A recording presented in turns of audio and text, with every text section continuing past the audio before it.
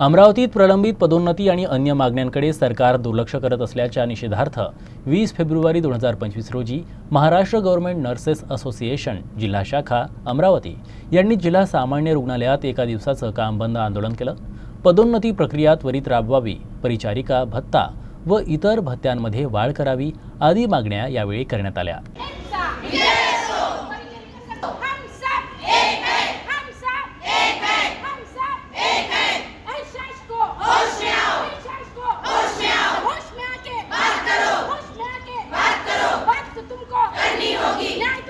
देना होगा, नहीं दिया तो लड़कर लेंगे अपने हाथ, भूलो मत, लड़कर लेंगे अपने हाथ, भूलो मत। सेवा ज्येष्ठता यादीचा विचार झालाच पाहिजे,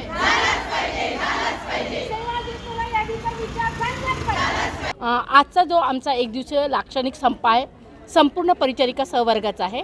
त्याच्यामध्ये प्रमुख आमची मागणी अशी आहे की जी आता सध्या शासनाने 31/12/2024 मध्ये 24-25 साठी निवड प्रक्रिया डिक्लेअर केली सामान्य प्रशासनाने आणि 100 दिवसाच्या अवधीमध्ये सगळी पदं तात्काळ भरा अशा सूचना दिल्या आणि या सूचनामध्ये आमच्या आरोग्य डिपार्टमेंटचे नवीन सेवा प्रवेश नियम काढून जुन्या सेवा प्रवेश नियमाला डावलण्यात आल्या आणि त्यामध्ये आमच्या परिचारिका सहवर्गाच्या सेवा ज्येष्ठतेवरती अन्याय झालेला आहे।